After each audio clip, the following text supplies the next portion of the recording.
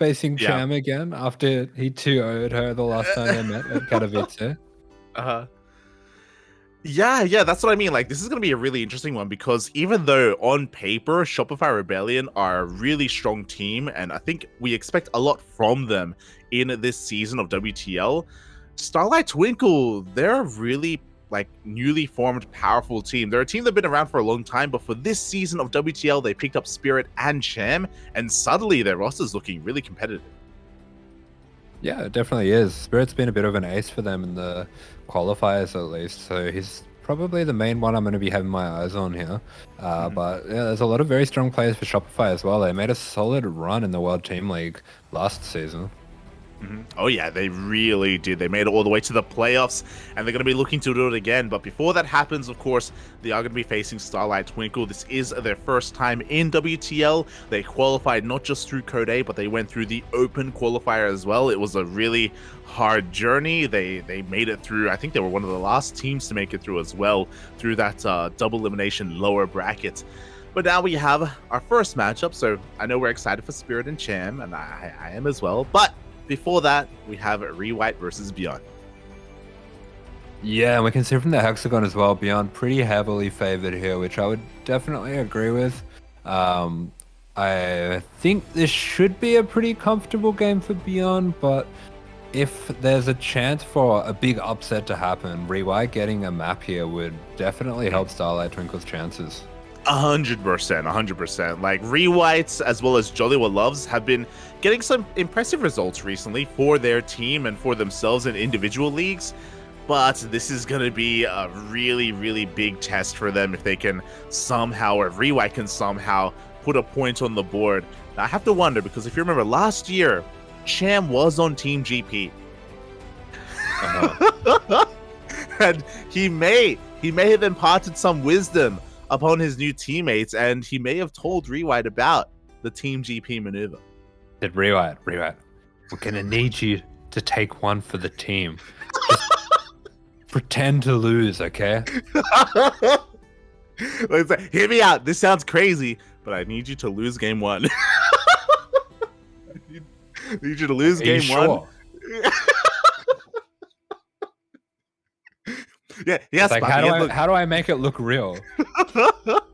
Stay with me, Bobby. Stay with me. Just play as standard as possible in game one, okay? But not too standard. You know, make it look like you came prepared, but don't come prepared. You disrupt your own stalkers. That's what the Zest would have wanted. Oh my god. So yeah, we'll see if he can do so. Actually, something really interesting here. Even though ByuN does eclipse ReWhite in the hexagons, they have equal mentality. Yeah, that's because ReWhite plays Protoss. Of course, they have equal mentality. That means ByuN's is stronger. As here we go, spawning in the bottom left-hand corner of the map. It is, for Starlight Twinkle, ReWhite. And spawning in at the top of right-hand corner of Royal Blood, we have representing Shopify Rebellion. It is ByuN. Someone took a little chomp out of that Terran plate.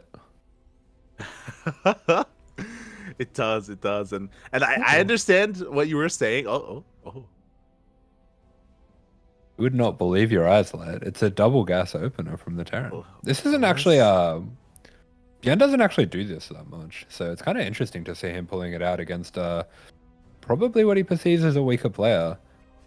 Yeah, you know, he's not going for that Rax expand, so he's going to be staying on one base a little bit longer here, so a little bit more aggressive coming out from ByuN. Maybe looking to check his opponent a little bit. Just a little bit. Oh my god. Yeah, I think it's usually a little bit safer as well. I mean, the timing doesn't end up being that different. It's just your harass options come out slightly faster. I'm curious to see if he's got anything particular planned for this, like a fast factory reactor build or something like that, just to really try to exacerbate the difference in speed. Yeah, we'll see if he does pull that off to go for a little bit more of, like, say, Reaper Hellion aggression to begin with. Before that happens, also, I want to quickly mention as well, we've had players with, like, censored backgrounds because, you know, there's just, like, too much waifu energy going on. ReWhite's the first player where he himself is censored. Censored foreground. It's censored foreground and background. I I can't tell at all what's going on there. It's like you know what this is? This is what like Max Pack should do. Like, Oh yeah. we just can't see who it is. Can't see his facial features at all. It's crazy. It's like he's giving an FBI interview. You need to be censored, I think.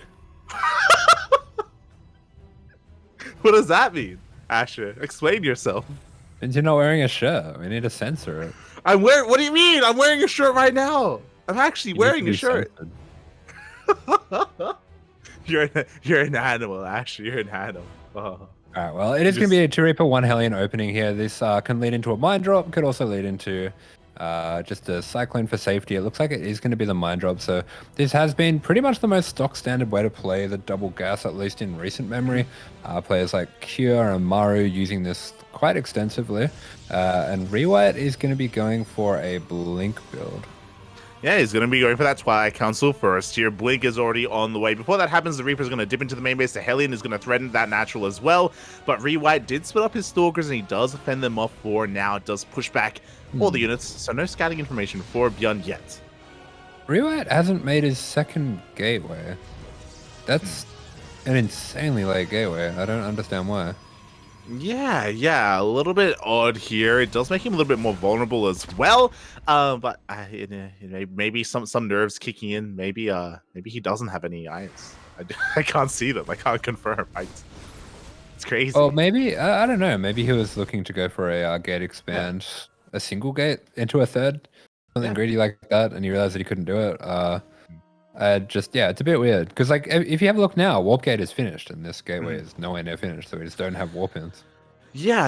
I mean, it's quite possible, especially because now, of course, upon seeing all those units, he can piece together that it was more of a double gas opener as well.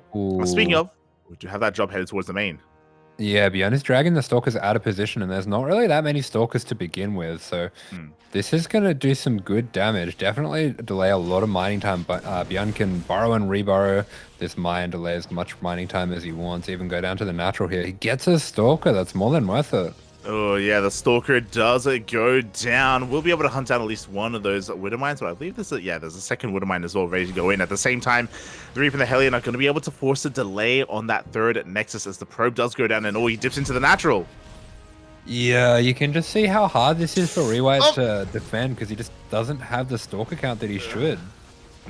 Yeah, exactly. Just that gateway was just a little bit too delayed in the end. He's working with as minimal units as he can. 7 probes to go down.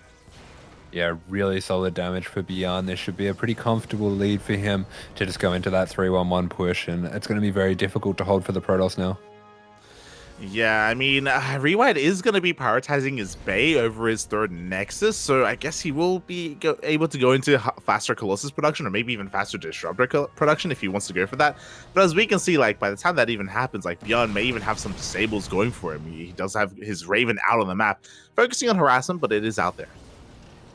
Yeah, ByuN going up to a third tank as well, so it seems like he is aware that it is going to be Robotech coming out from the Protoss here, going for more of a tank-heavy style. The Raven's going to be coming in here for harass, but the Stalkers are well-placed for ReWhite. That should push that away, at least for the moment, and he just has some interesting SimCity there as well. That could get a bit awkward at some point.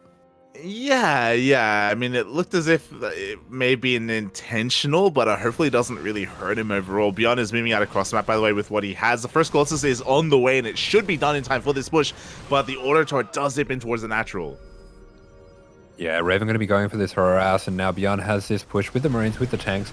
Nice blink micro coming out from ReWhite, going to be softening up these Marines, but the main issue is this tank is going to section off this area. It makes it very hard to defend the third without the Colossus running through tank fire, which is exactly what is happening here. And now the Colossus having a really hard time getting in range of these Marines. It really is. That Colossus is barely surviving, barely limping along those tanks, just shelled away heavily at it. Now we are up to 3 tanks here on the front line. The Raven is still alive as well. It can dip in to deal with some even more damage. Just 9 probes fall. Yeah, as Colossus is completely zoned out, ByuN is going to be able to target it now, and down it goes. And Marines should be able to deal with the Stalkers. Every single Stalker going down. 3 tanks still available. This is a bit of a nightmare for ReWhite. Doesn't look like he has Zealots available to clean up these tanks. Yeah, and the real question is here, as ReWhite, he doesn't even have another Colossus on the way. Another Auto goes into the main base as well. ReWhite, he just doesn't really have too much of an army, and I just don't know how he ever breaks out of this. Yeah, ReWhite getting starved out here. The tank's going to be moving up now, and that means that this third is going to be just about impossible to hold, especially with the Marauder support here. Battery is out of energy now for ReWhite. He will get one of the tanks, but there's still those 2 tanks. One of these in position to shell away at the probes from the high ground. Yeah, exactly. And there we go. GG gets called. ByuN will take game number 1. But I have one question for you, Asher. Did that look convincing? Yeah, I think he sold the story. Yeah. You know what? Like, I think mate, so. Just don't get your second gateway. Don't get it. Just don't get it, mate. Just don't get it. Oh, that was a pretty solid game by ByuN here, in full control throughout almost the entirety of the game. But the point that we're getting at is that ReWhite came into this prepared. He's had days, he's had weeks, he's had years to prepare for this match. And now his map of choice is going to be Gressvan, where he is going to come in as a man with a plan. As a man with a van. What's in the van? Grass. So much grass. I didn't understand where you were going with it, but okay. Okay. Well, we'll see if it's going to be enough here to bring it down. ByuN, the scary thing is that ByuN did just show us something that you took note of very early on. Is like, hey, hold on, this isn't usually how he plays, and because of that, he may not be going for these like greedier, sometimes more vulnerable openers with the Rax expands. I mean, Yeah, I wouldn't be surprised if on this map he's going to just go for the Rax expand, and you do actually get a bit of a faster timing, but you could see how much he did with the Hellion Reaper and with the Mine Drop that time. As here we go, spawning in the bottom right for Rebellion. This is ByuN. Oh, and in the top left we have for Starlight Twinkle, ReWhite as well. And again, and now he's going to be able to, this is going to be his playing ground here. He's going to be able to pick and decide the tempo of this game, I imagine, as we do get into game 2. ByuN showing us, again, just a really solid play initially. See how that will change here in game 2. Yeah, okay. So, okay, gonna go for the double gas again. Just feels like he is a little bit faster than his opponent, and he can pull him apart with the harass, and yeah, it certainly looked like it in game 1. Yeah, it did look like it in game 1, and he's going to be going for it again here in game number 2. So hopefully ReWhite is able to muster up a cleaner opener. I think that's probably the biggest thing, right? Making sure his gateways are on time, making sure he has enough units to split between his bases to deny any kind of harass. Yep, for sure. As we do have this first probe going to be heading in, getting a little bit of a look at what's going on. He might not. Okay, so ByuN's going to follow it down with the SEV and try to convince him that he's doing a Rax expand. Just because he hasn't checked the gases yet. Yeah, the probe hasn't slipped into the main, so he's a bit unawares for the time being, is looking to delay a CC that isn't really coming. And okay, now finally he's going up into the ramp, up into the main. Yeah, the Protoss here has gone for, it looks like, yeah, it is a Nexus before core, so the first gateway unit could be quite a bit later. It should be okay since it's such a big map, and I think this is why Protosses do like this map, is because if you can delay this Reaper a little bit like this, you can go Nexus before core and still have your gateway unit out on time. Yeah, and hopefully it lines up in that way. We already have that first Adept on the way. It is being chroned out as we speak, and should be out in time for that Reaper. Meanwhile, ByuN is going to be skirting around the map here, is actually looking for any kind of weird proxy, any kind of pylon, anything to catch him unawares. Yeah, just going to check around for the proxy nearby, because he wants to hit that 2 Reaper, 1 Hellion timing, so not going to go across just yet.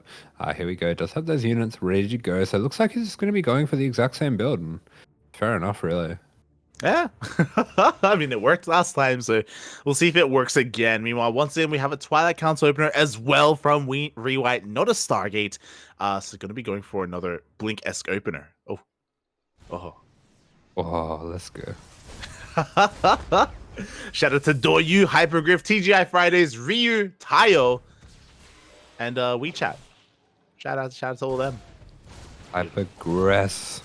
As yeah, the Hellion's going to be slipping in towards that main. He's going to get a full scout. The Reaper's going to try to do what damage they can. In the meantime, really well placed grenade. ByuN, of course, he's the Reaper man himself. Absolute master of control with this unit. Oh god, he really is. Finally, we just see the Hellion going down, but not before 5 probes fall, and I believe one of the units did come from the main base as well, so I believe ByuN would have been able to scout and confirm that tech as well. Oh, oh Oh, boy, even gets rid of the Reaper. Yeah, the Hellion did dip into the main, so he sees everything. That even pulled one of the Adepts away, so he is going to be getting a full scout, gets 5 probes, only loses a Reaper and a Hellion. That's insane value there. yeah, it really is, and we're not even done yet. We have that follow-up Widowmine drop coming as well, and if ReWhite isn't able to react in time, that can also cause a little bit of devastation. Meanwhile, we do see him trying to set up here towards the south for another expansion, but the Reaper is looking to come back in. Yeah, Reaper looking to dip back in for a follow-up scout, so it'll just make sure that that Twilight Council is in fact still researching. Can pull some units out of position as well, so it looks like ByuN going to be hitting the natural this time as he pulls the units towards the man. Yeah, that he is. The Widowmine drop threatening the natural for the time being. We do have a couple of Stalkers repositioning. They are in the area, but no, he decides better. Does go into the main. Oh. Ooh, this is cute. Yeah. It's going That's to be what able I'm to going to do zone. now when this happens. I was kind of wondering what you meant to do here. Yeah, he zones away the Stalkers. You have one Widowmine shot that's going to be going off. Does retarget it. Oh, but the blink, Papi.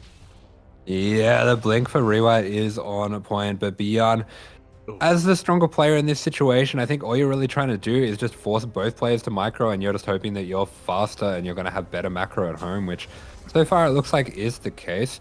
We are going to be having that Raven heading out for a little bit of harass, and it's just going to be the same follow-up from ByuN here. So it's playing a very simple formula. This is, of course, build it. Players like Maro and Kira popularized, and I know Maro and ByuN are good friends, so I'm sure he got the build from Maro. Yeah, I'm sure, or the other way around. But yeah, for the time being, would you see a scan? The Observer across map does get sniped. We have confirmation on the units lost tab there. Meanwhile, the Widowmine is looking to, Raven is looking to go in to deal some damage. Does confirm the timing of the third Nexus. The Raven mine. The Raven, yeah. The Widow Man. Widowman? The man with a plan. Oh, with a van. With all that grass. ReWhite's got the van. That's That's we're cool. having these 3 tanks set up here to defend against any blink pressure. So if this was 4-gate blink, I feel like ByuN would be very well set up and safe to deal with it as well. As we can see, of course, it isn't, so we did cut a couple of those gateways for the faster bay, for faster Colossus production. Again, very similar to that last game. You could argue that maybe ReWhite is in a bit of a better place. He did lose a lot of workers early on, 5 earlier, if you recall. Once again, has that Twilight Council placement. Yeah, I guess it's just something that he's used to. Yeah, I guess he just likes the wall against the Reaper, but behind this, he is going into charge. I'm not sure if I saw him going into charge that last game. I feel like he didn't get the opportunity to, so it's definitely going to help when it comes to defending this tank push, but ByuN is being very patient with this. It really is. For the time being, is more concerned with expanding, taking his third base on location. He's going to slow push across map. At least ReWhite is slowing him down. At least he does have Stalkers in position to deny him. As I say that, ByuN is going to be bypassing those Stalkers. Yeah, ByuN going to try to wrap around, but it does mean that this Marauder's in a bit of trouble. ReWhite unfortunately not able to get that, but some very good blink micro to prevent any damage. Meanwhile, I believe this Raven's still trapped in the corner. If it can dip out of this corner and Matrix that Colossus, this could be a really good fight for ByuN. Exactly. We've seen it before. We're going to see it again. That Raven does have so much potential to shut down this army. ByuN going to be wrapping around to positioning in range of that third Nexus. Ooh, the pylon is in trouble. That would have been huge if he was able to take out that pylon, but the pylon does not go down, so the shield battery overcharge will be continuing. But there you go, he does not care. Matrixes the Colossus and dives straight on in, but I don't know if he's going to be able to do too much with this. Yeah, we'll see if he can. He's trying to focus on that Nexus, but no, it looks like ReWhite is in position. Now has a second Colossus, and the disable has run out. Oh. Yeah, the second disable going down. The tank's actually massacring the units of ReWhite here. That was not the fight. Oh, it really was not. 3 tanks dealt an insane amount of damage. You know what? The Colossus lived, but everything else died at the same time. The picture-in-picture, a double jump into the main. Yeah, potentially just a little bit distracted by the double drop in the main. ByuN so fast, controlling on both sides. Targets down that +1 immediately, and the Nexus might be going down now. We do have a recall to save those units, and Oh! there's not enough there for ByuN to go back, but oh my goodness, he takes out the Colossus first, then the Nexus, then gets out with the medevac. This is an insane performance from ByuN. Yeah, the double drop, he got the Forge, the Nexus, the Colossus, the probes as well. So many did end up falling, and now ReWhite is stuck on 2 base economy. He still has 1 Colossus remaining, I believe, but he can't really counterattack. He can't really hit any kind of timing. His upgrades were denied. His hands are in his pockets. Excuse me? Sorry, like pocket is like a thing that goes on your pants that Oh. you can put items in there to keep them safe. Oh. It's like a backpack, but for your pants. Safe from what? I mean, well, Right? for someone's pants. I mean, you wouldn't have pants if I have to explain it to you. But safe from what? From who? That's Other a fair point. From other Why are you going outside, Asher? What's going on? I didn't think of that. If you don't go outside, then everything's safe. Yeah, you don't need pockets, mate. What are you talking about? I'll ponder this as we do have ByuN pushing out here. It does have the Raven preserved, so it's got enough matrices for 2 Colossus disables here, and that is going to be huge in this fight. Actually, I don't know if I'm a liar here. It looks very close. Oh, big stim. Big sim. We do have 2 Colossi. We have Charge already finishing up as well. Again, no upgrades, unfortunately, for the ground Protoss army. But regardless, ReWhite, he does have a pretty competitive army supply right now. And depending on the angle of attack, depending on whether ByuN gets unsieged, gets caught unsieged, then maybe ReWhite could take a fight. Yeah, we should talk to Terran players the way that you talk to cats when they're stretching. Like, no. Big stim. Big stretch. You know when a cat stretches and you say big stretch. I was gonna say, does Rufus stim? Is that what happens? Is that No, he stretches and you say big stretch. And then when a Terran is playing StarCraft, you go big stim. No. I've never owned a cat. I don't know that this is the cat owner meta. It's new to that's me. cat owner lore. Yeah. There you go. Do cats wear pants? Not usually, but if they did, I think back half, not bottom half. If you know what I mean.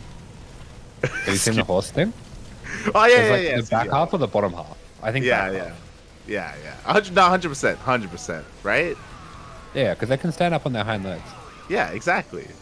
They're like people. As we do see a massive engagement going on here, the EMPs, the disables as well. Oh my god. Yeah, a little bit of a misclick from ByuN. We have a double disable by the looks of it, but huge EMPs going down, and yeah, the disables are huge. The Vikings threatening to go for this Prism here, but maybe a little bit of an overextension from ByuN. Has to be very careful. He's just going to be shaving off these Zealots here, but against 3 Colossus, you have to be careful.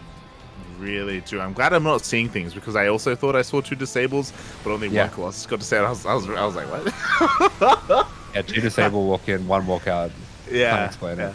Can't explain that, mate. Can't explain that. As we do see another massive engagement, the Prism does get focused down with a Colossus.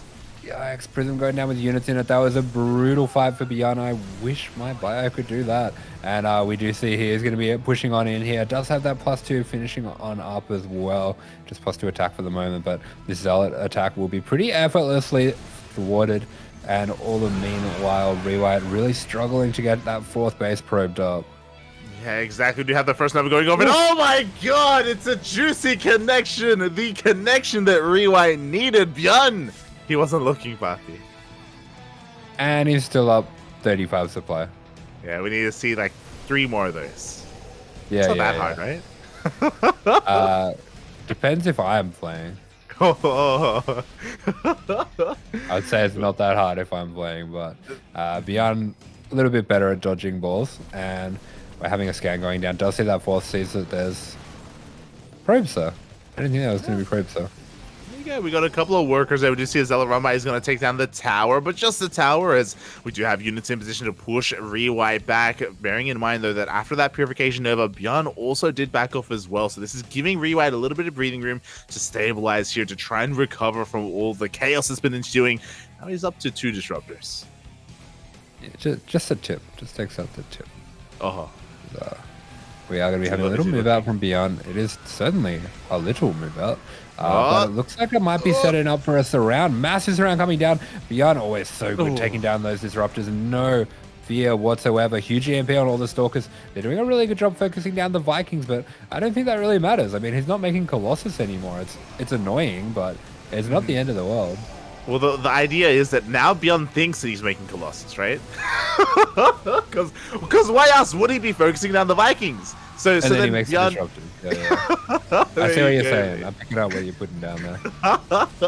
Another Nova going off. Unfortunately, this time it doesn't connect. The target firing is just too damn good, and ByuN is just going to be rallying everything here across the map. ReWhite, though. Hey, what's been happening? Am I losing my mind? Yeah? What do you mean? Look at the soup. Oh, there we go. Yeah. Okay. Yeah, I was losing my mind. Wait? Yeah. I have no idea what you're talking about. Kuro, am I crazy? For a second there, they had that reverse supplies. And I was like, what? Oh. I was like, is ByuN not macroing? Yeah. Mind control. You get to use the Terran army for like 10 seconds and then it switches back. There you go. GG, well played. ByuN does take the series 2-0. It kind of has to be expected. ReWhite did have a better chance, did have a better showing in game 2. Had more of an opportunity there, but alas, still not enough to overcome the might that is ByuN. Yeah, ByuN just a little bit too powerful there. Gets a pretty comfortable 2-0. But now we have arguably the highlight, one of the most competitive series we've got here, Spirit versus Lambo. This should be a really interesting one. These are players that know each other very well and are very well matched. Yeah. Like, I'll be honest, I haven't seen too much of Lambo recently. I know he's making a lot of content. He's making a lot of content on YouTube. He's been participating in a lot of events as well. I want to see what he has to offer here. I know that his ZVT is definitely something to respect and something to fear, but it's difficult as well because I feel like in the European scene as a Zerg player, it's hard to stand out, especially when you have people like Raynor and Cyril in the region as well. Yeah, certainly. I mean, I feel like that next step down is where you mostly see Lambo and a Laser, and they're both very strong Zergs in their own right, but definitely not in the realm of a Raynor or Cyril. Not that that's, a knock. They're some of the best players we've ever had. Yeah. Full stop. Pretty much, mate. Pretty much. It's hard to really compare yourself to them. But that doesn't mean, that Lambo and Laser aren't amazing players in their own rights. They definitely are. It just means that this is going to be a really interesting series. I'm curious as to what the predictions are looking like here. Kuro, what's going on? What does the CranKy Duckling community think of Spirit versus Lambo? Yeah, I was going to say anyway, I would say the exact same thing about Spirit. He does feel like just one step below Clem and Hero Marine. Yeah, I agree. I think Spirit is, I guess the difference is that Spirit, I feel like, is pretty solidly in the number three in the region. Lambo, it's like 3 or 4. It's hard to kind of judge him with a Laser there. And we can see, their hexagons shaping up. And looking at the predictions, 66% believe in the 1-1. 33% believe in the 2-0 in favor of, I believe that's a 2-0 in favor of Spirit. Yeah, I found this one hard to pick. I can't actually remember what I said. I think I went with 1-1, but I could see Spirit 2-0. Mm-hmm. Oh, yeah. I could definitely see it as well. I could see it going either way. It is going to be hard to tell here. Yeah, unfortunately, I think as the chat is pointing out, we aren't quite synced up, unfortunately. So there's a couple of things unsynced, unfortunately. Feels bad, man. Feels bad. Yeah, I guess we can try to sync up once we get in the game. Okay. And it's going to be, Dragon Scouts for the first game, which should be, I want to say a pretty evenly matched map for the two players, just because, I mean, Spirit does have tendencies to play towards the late game. I do think this is a good map for 2-base all-ins, but that's not really the kind of thing that he goes for. Yeah, exactly. I feel like Spirit, he's much more of a macro-oriented player. Doesn't mean that he can't cheese, but like I think we've seen time and time again Spirit go for these like giga greedy openers, and it's like, oh my god, he's crazy. Like how is he getting away with this? And we've seen players try and punish him, right? We've seen like Roach all-ins going up against Spirit as well, and we've also seen how solid his defense is. He's almost like Max Packs in a way. It's very Max Packs-esque, especially like in PvP for comparison. Uh-huh. Yeah, I suppose that's right. He does have his own kind of way to deal with having a CC first setup. Yeah, exactly. So we'll see. We'll see if he does whip that out at some point in the series. I imagine so. I imagine he will. I hope so as well. It's one of these like guilty pleasures where I want to see what Spirit can get away with, because it makes me feel vindicated. It's like, oh, Terran can do whatever they want. He can do it. Just very good defensively. We mentioned it when he was playing against Wayne. It was almost like he was egging him on to wall in him because he has an easier game that way. Yeah. It's like, do it, Papi, do it. I dare you to. And then he does. And then Spirit, his defense is just impeccable. So we'll see if that does happen. Also, bearing in mind that when it comes to everything that we're saying about Spirit, I'm sure Lambo is fully aware. That's the kind of thing. Lambo, he's a very methodical player. He puts a lot of theory behind his series and his planning of a matchup as well. So I do think that he can maybe excel here, as spawning in the bottom right-hand corner of Dragon Scales, we have the Polish Terran, Spirit. And in the top left-hand corner of the map, Shopify Rebellion, it is the German Zerg, Lambo. Oh, let's go, Papi. Let's go. Oh, and yeah, for the time being, we're just going to be easing ourselves into this once again. Oh, Lambo. His hair. It's looking good. If you say so. Whoa, what do you eat? It looks like effort was put into it. I don't know about you. I don't know if like your hair is like, perfectly coiffed just just as is, I mean, I don't do anything with it, but it's pretty boofy. Me too, Papi, me too. As we once again have a look at these logos. Also, yesterday we saw the ads. Rio, as much as I would love it to be a fun destination for the players, apparently that lightning bolt on the right hand side is actually a part of the Rio logo, and it's an energy drink. It's an energy drink. Oh, cool. Yeah. There you go. The more you know. Beautiful. It's like Hot 6, Hot 6. Yeah. They don't sponsor GSL anymore, do they? They don't sponsor what? GSL, right? Not anymore? Or do they? What? I don't know what that tournament is that you're talking about. oh, Papi. Smurge.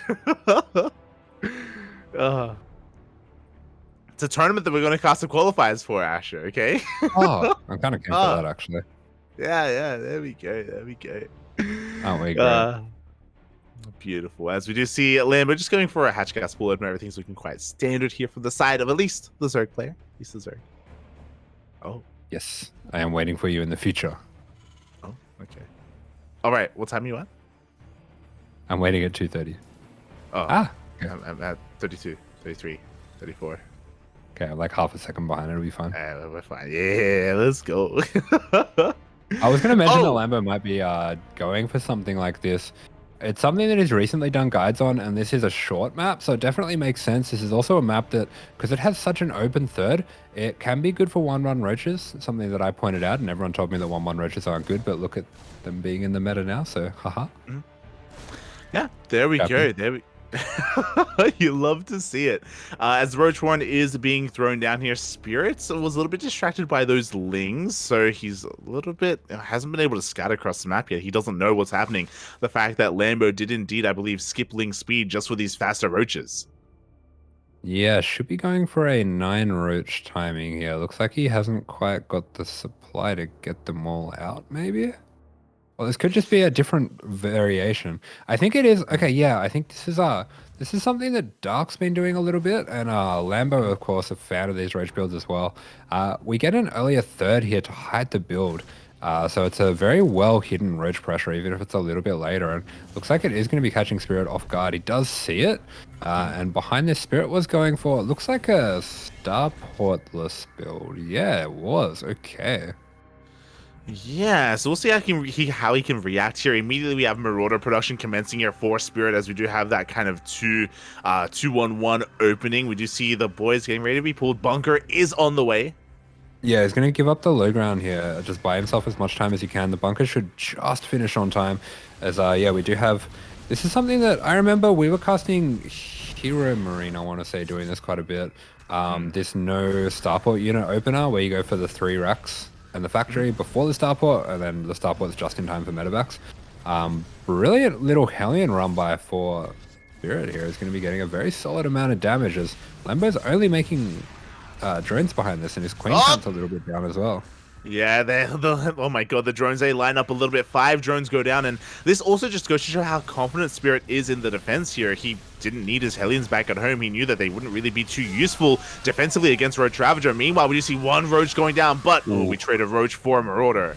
Oh, this is not good for Spirit. I mean, he really wanted to break this low ground and get himself back out there, but he's lost a lot of units, and I mean, this build kind of revolves around having early bio units, so pretty disastrous stuff here, especially with Lambo getting a decent amount of his roaches out. Yeah, exactly. I mean, Spirit, he does regain control of his natural base, but as you were saying, we're kind of ramping up towards this timing with Stim, Combat Shields, and these medevacs, and we're going to have that much less to work with. Yeah, exactly.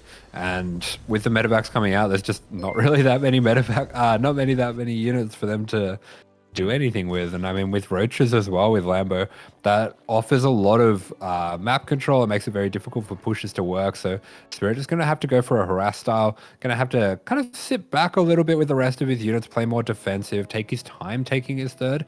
And I think that's something he doesn't mind doing, but yeah, if it's a 1-1 roach timing, sometimes it doesn't really matter. If you take enough damage in the early game, it's just really hard to hold. It can be, but here we go. We drop, actually not going for the economy. We go for the Ravagers, and every single Ravager is going to be going down. The Roaches as well. There's not that much to support these Queens.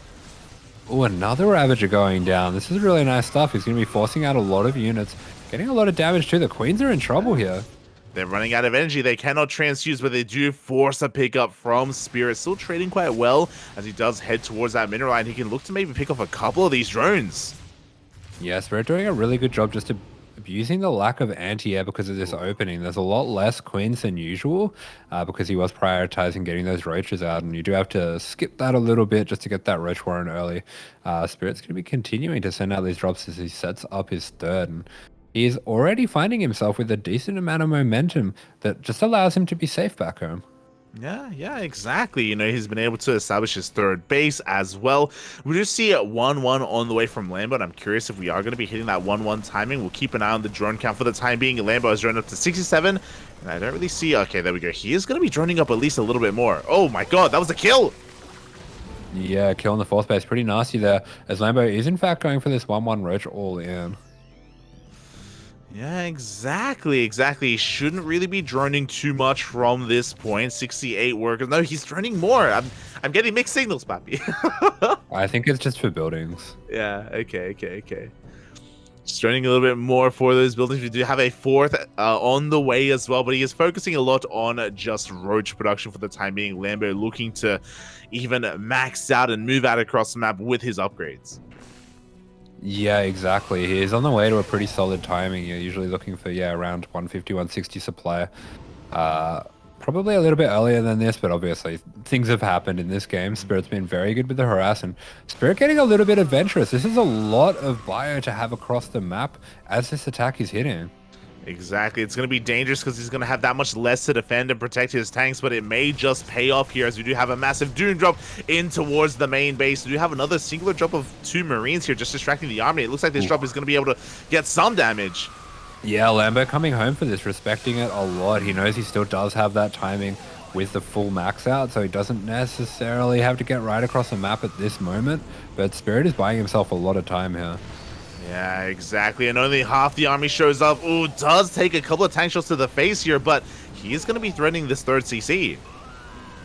Yeah, he certainly is, and there's going to be a few SCVs going down, but meanwhile, good harass going across the map. Looks like Lambo has a good enough split to deal with that, but going to be losing all those Ravages across the map. Pretty costly losses there, and Lambo, oh, he's lost a lot of drones over the course of this harassment.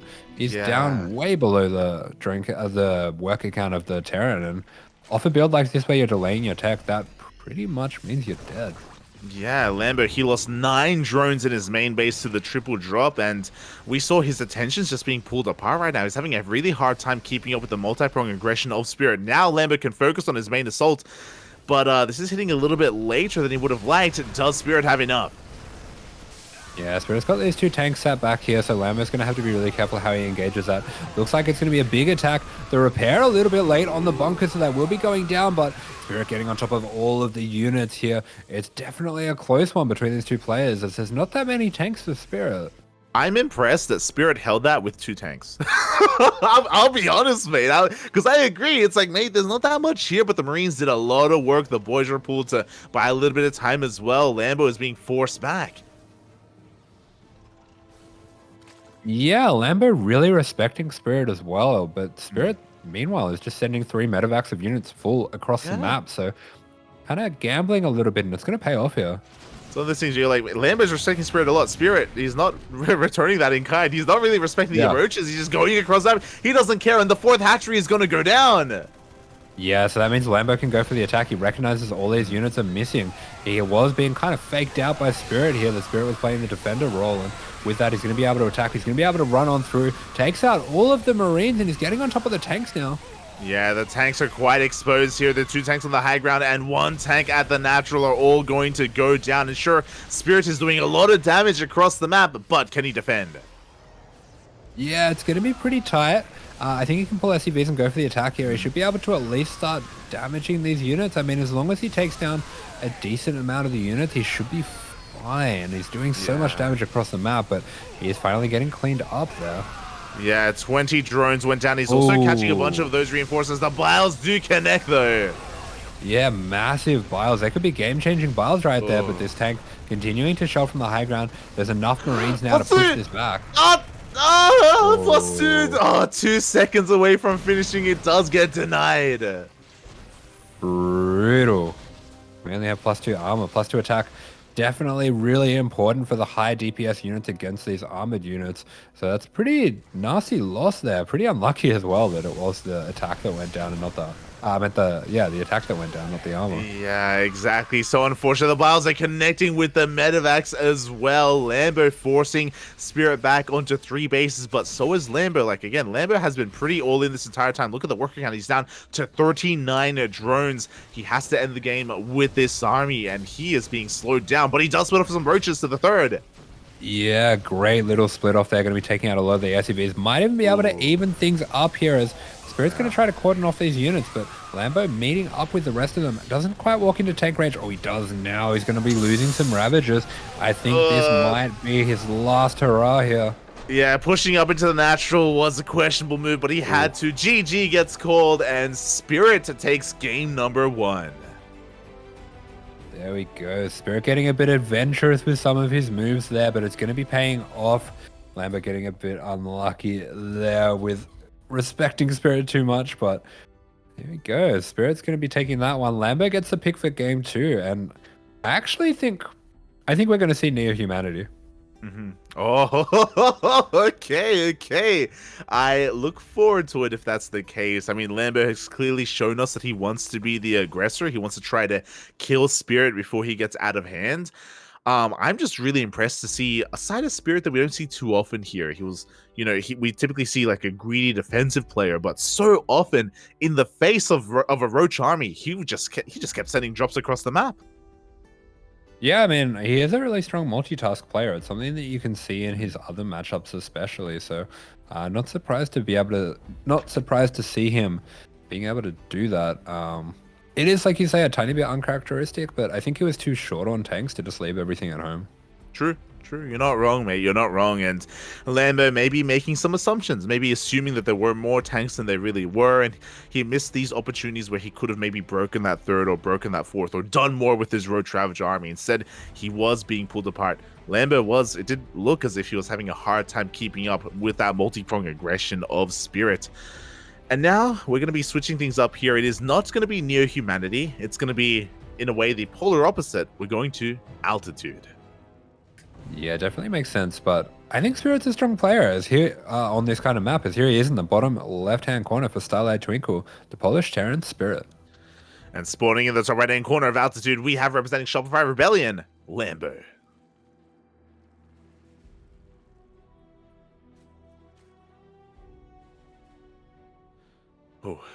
Oh boy, here we go, and because of this, I'm curious as to what Lambo intends to do. This map is quite large, a lot of different attack paths. Does he want to go toe-to-toe with Spirit in a longer, more standard game? I don't really think this leans or lends towards roach pushes or roach timings.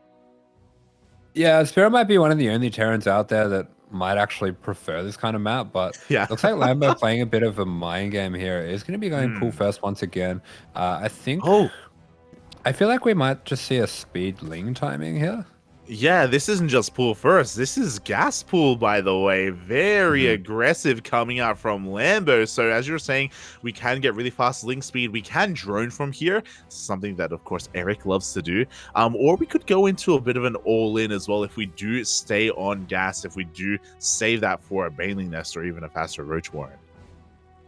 Yeah, I feel like we're pretty likely to see maybe 8 speedlings just into a fast third hatch from here. Yeah, I agree. I feel like, again, roach pushes take so long to get across the map, it would be unlikely for us to get there. So we'll see if he does pull out of gas as soon as he gets 100, or if he invests into a little bit more, as there we go. Link speed is on the way, and Lambo has pulled out. Oh, look at that. So crisp. 0 gas. Yeah. I never do that. Learn, take notes, lad. It's impossible, Puppies. I can't do it. It's too clean. It's too quick. As here we go, the Link's going to be heading out across the map here, trying to avoid that central path in case it was a Reaper. I mean, Lambo hasn't really scouted yet. Looks like he just used his overlords to check around for proxies. Spirit going to be going for this opener with the Reaper, with the factory. So it's pretty much just going to have the Reaper for quite a while until the Hellions pop. It's going to be really important for him to get that add-on up so that he can finish the wall before the Lings hit. Yeah, exactly. We'll see if he does it up, or if he's able to do that in time or not, as the Lings are waiting for their moment. I believe, as you said, we do have 8 Lings on the map right now. Link speed is going to finish up in a couple of seconds, and once that does, Lambo is going to be racing into the natural to get damage done, to take control of that natural base. Oh. I mean, the thing is here, all he can really do is delay, but this is really smart. He's showing 4 Lings. But there's 8 and speed is just about to kick in, so the Reaper might actually trap itself here. Yeah, here we go. Speed does kick in, but we're going for the mineral lines. We're going for the SCVs instead. The Mule does get focused down, and the Reaper does make it back into the main base, but we're losing every SCV on the low ground. Yeah, really nice stuff, and I have to think that Lambo... I think what happened here is he just knew that Spirit was going to play CC first on Altitude. I mean, it's a pretty safe bet, to be honest. Yeah, it does make a lot of sense here on a large map like this. So great mind games coming out from Lambo to take advantage of that, to get all this economic damage done. And now Spirit is hurting a little bit economically. He's going to have to come back as, very similar to last game. Would you have that 3 racks follow-up? Yeah, okay, so this is just looks like something that Spirit's been playing around with lately, and I didn't like it on the last map. I really like it on this map. I think it's a very good choice here. You do miss out on a little bit of the scouting that starport units would give you, but it is going to be just a generally all-round safe build, and it's a nice economic build as well. It's just a little bit less risky on a map like this to go for something so greedy as skipping out on the Banshees. Yeah, this is so jarring for me, because maybe, again, it's just because I mainly see the Korean Terrans and not so much the Europeans, but I don't see openers like this, Papi. It's that's why I love casting Spirit. It's beautiful. Yeah, the Europeans don't do this much either. This is something that I saw Hero Marine do like once or twice ever, and then he declared it a bad build and didn't touch it ever again. I've seen ReWhite do this quite a bit, actually. I remember Oh. ReWhite did it against Dark, one of the games we casted way back on Tropical Sacrifice. Yeah. It's I think it's really bad, but maybe on a good map it's okay. I just don't think it really is good enough for the amount of risk that you take by not making starport units. But maybe on a map this big, the risks aren't the risks aren't that large. Yeah, it would make a lot of sense, right? Just because it's a little bit easier for you to catch things moving out across the map. It's more macro oriented as well, so maybe scouting there isn't as much onus on scouting as well. We'll see how this plays out, as finally the first two medevacs are on the way for Spirit. His third CC has been scouted, as Lambo isn't doing anything too crazy. Ling Bane. Bane. Get cozy, that. Yeah. Snuggle up. We need to stay warm on altitude, Papi. It's snowing. True. It is cold today. It's gotten real cold. I don't know what it's like in Sydney, but it's just suddenly become winter and it sucks. Come sit on my lap. Okay, Santa. Here we go. As its first two medevacs are going to be moving out across the map here. Sim is done. Combat shields as well. Okay, I really like the way that Spirit's playing this. Usually when I've seen this build, it's been a 3 tank push. But he's instead going to be going for a double drop with the Hellions. I'm actually a huge fan of this. This is a much better variation in my opinion. And he's going to be able to start trading off with the Ling Bane. Yeah, exactly. He's gonna be that less committed here with his push, and he can support his army with those Hellions as well. Lings are having a hard time engaging, and what's that? 3 queens going down. Oh my god! 3 queens going down, and drones going down as well. So you can see Lambo got kind of caught off guard by this quicker timing. The 6-minute drop is a lot faster than your standard 3cc timing, and that's afforded by skipping those units. Beautiful snipes going down on the Banelings, but do you have one of those medevacs going down?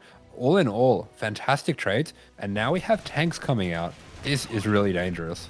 It really is. We do have 2 more jobs going to meet up with the first as well. Unfortunately, we don't have as much left over from the first push to really snowball, but regardless, Lambo does need a standing army. Bailing speed just finished up, so that will help out, but he's still lacking those upgrades, still working with 0-0, and the queens were reset. Yeah, okay, and Spirit's going to be going very aggressive behind this. Looks like he's going to be 8-raxing with Liberators. I love this. Actually does throw down an extra CC behind it, but this is a very aggressive way to play out this build. Very Spirit, the way that he's done this. I really like this build, actually. Oh, but here we go. We have a full surround setup from Lambo. He takes down both of those tanks. The majority of the Marines were saved, but now the pressure has been alleviated. Lambo is taking a 5th base behind this, and he's going to be able to get back into his droning here. Actually going to try and hunt down this drop. Oh, he's not looking. He is looking. He's going to be sniping down a bunch of those Banes. Really nice control coming out from Spirit. The Liberator is going to be going for the harass as well. Looks like Lambo, he's aware of this. He's in position, even moving the spores preemptively. So not going to be too much damage going down here. Too much damage shouldn't be dealt, but you know what? The drop is coming back in, and Lambo's Ling Bane was out of position. He was out on the map. Spirit's multitask is so fantastic. He obviously knows the ins and outs of this build really well, and he will be getting a lot more damage here. 10 drones going down in total, continues to harass the bases. Lambo trying to drone through the pain, but he is down to 70 drones here, which is not what you would hope on such a large map. Yeah, exactly. This drop play is insane, but a medevac did just get taken out. We don't really have too much left in those drops at all. We do have another drop moving out from Spirit, but we're not going to have that kind of multi-pronged aggression to pull apart Lambo. Things may be slowing down here as Lambo is looking to re-drone and re-establish himself. Yeah, Lambo's looking very healthy when it comes to the base count and the Ling Bane, setting himself up quite nicely here. Behind this, we do see Spirit actually throwing down a 3rd factory as well. Okay, this is a bit of an old school style. I mean, there used to be a 3 factory tank style that's gone out of favor a little bit, but again, players like ReWhite still pull it out from time to time as the spawning pool.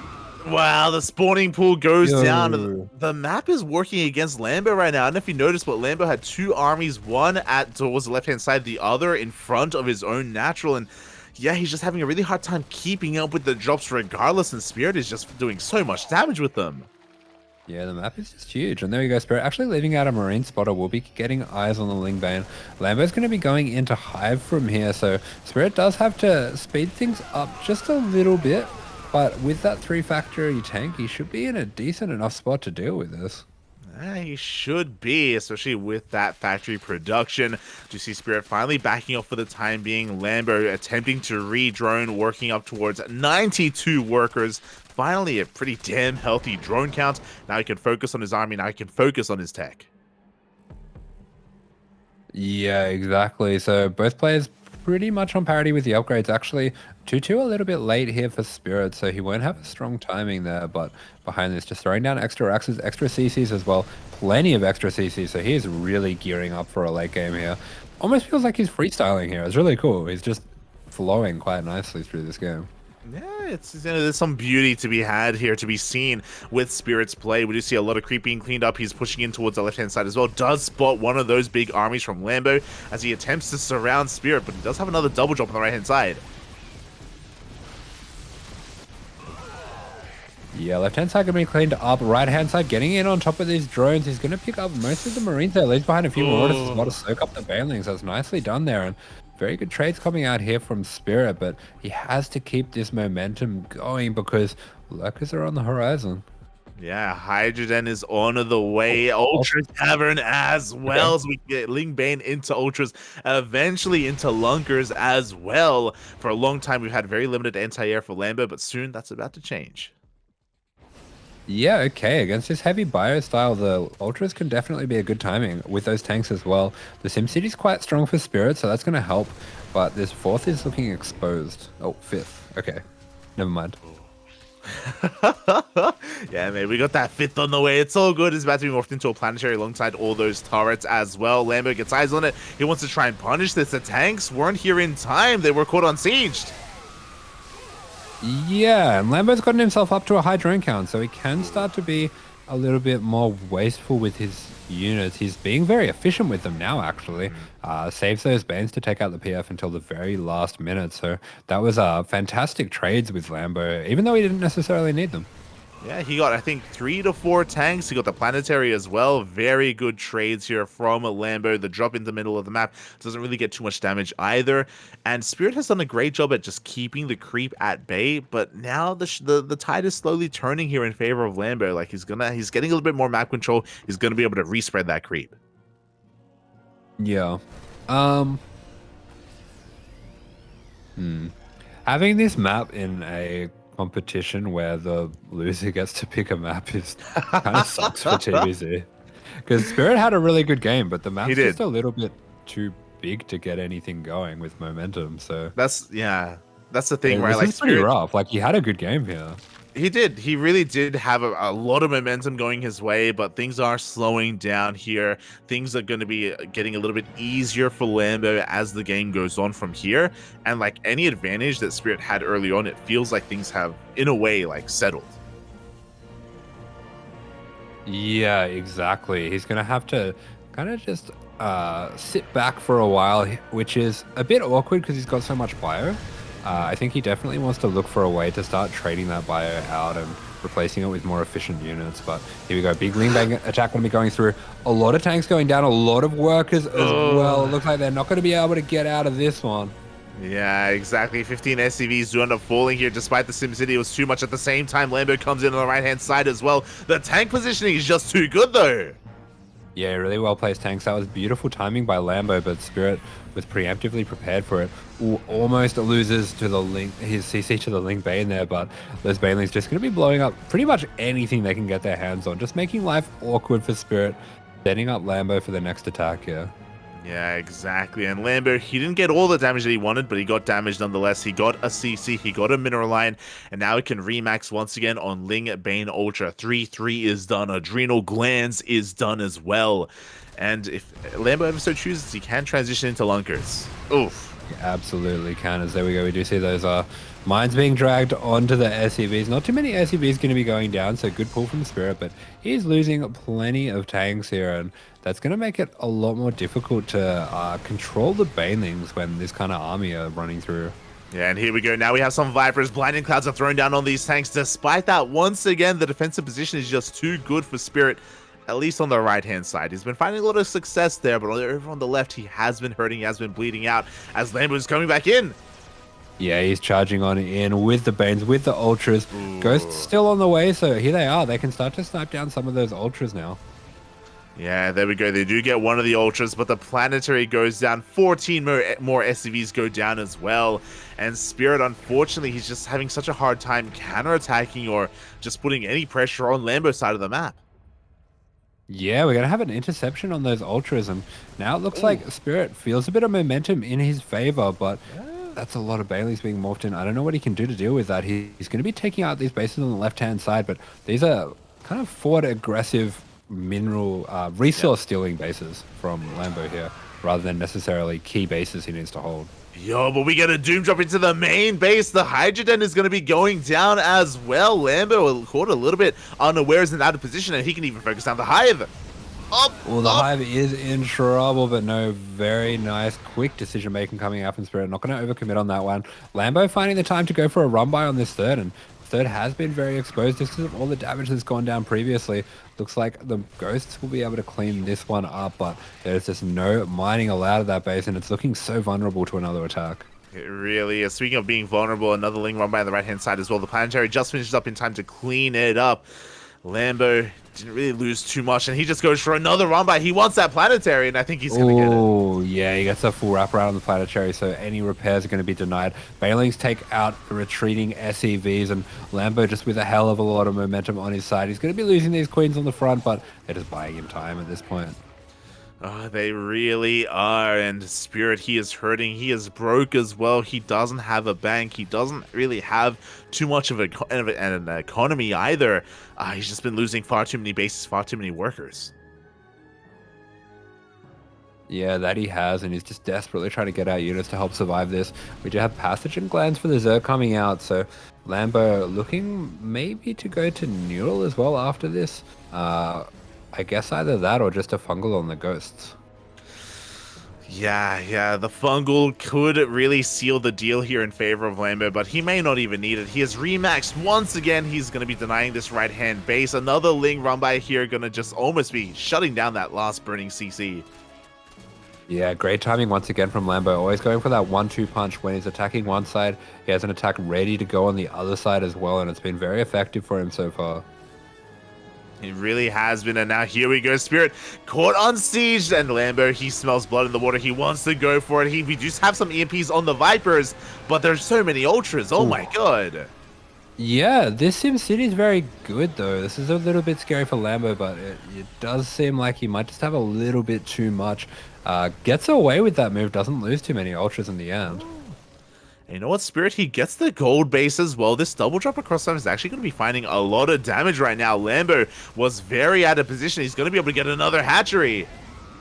Yeah, 2 hatcheries going down, so nice stuff there from Spirit. Just using his multitask to keep himself in this one. Yeah, exactly. Not too bad here. Spirit's overall supply is still really struggling, but he is fighting back in some way, shape, or form. He is, he is attempting to come back in this game, but we have 7 more Ultras on the way. Jesus. Yeah, that is going to be very difficult to deal with as the economy starts to have issues here. He is going to be blanket dropping over these drones, does take out a good amount of them, and taking out another base as well. So Spirit, he is doing the most that he can right now. Yeah, I just don't know if these bases they're not very impactful is the thing, right? Like, maybe at some point, Lambo's economy is going to get impacted. We do see another drop into the main base. He's trying to go for those Vipers. He gets 1, 2, oh, the he gets Vipers 3. go down. Vipers going down, Ultras funneling on in as well, but every single medevac going to be going down, so one-way trip, which when you have Ghosts on board, not ideal. He is going to be taking out another base. Spirit desperately trying to do everything he can, but the supply tells a story here. He is so far down on workers, he just doesn't really have what he needs to defend this incoming attack. That's the thing, right? Like, he killed a lot of Vipers, which was really cool, but that was a costly trade. He lost his Ghosts in that main base, and these are losses that Spirit can't really afford right now. He needs every single unit he can get his hands on, as we see another Ling run by just denying more mining.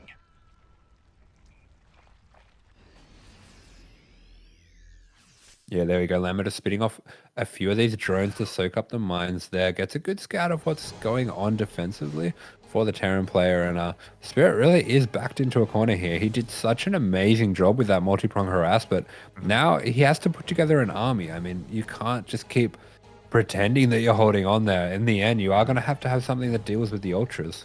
Yeah, like right now he's poking the bear, you know, he's like in a way forcing an attack out of Lambo, and eventually that attack is coming, and Spirit, I don't think he has enough to deal with it. Here we go, the ultras come in from the left and right. We have a fungal as well in the army.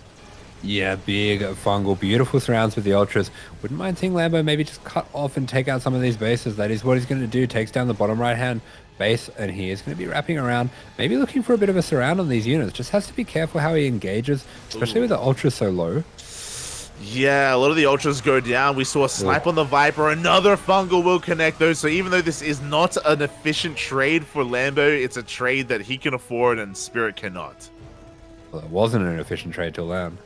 There you go. Oh my god, he was able to shut down even more of those ghosts. Lambo backing off. That one Liberator is being a thorn in his side, is going to be denying the gold mining for a little bit here. We can see the economy is kind of evening up in a way, and now Spirit's going to be moving out.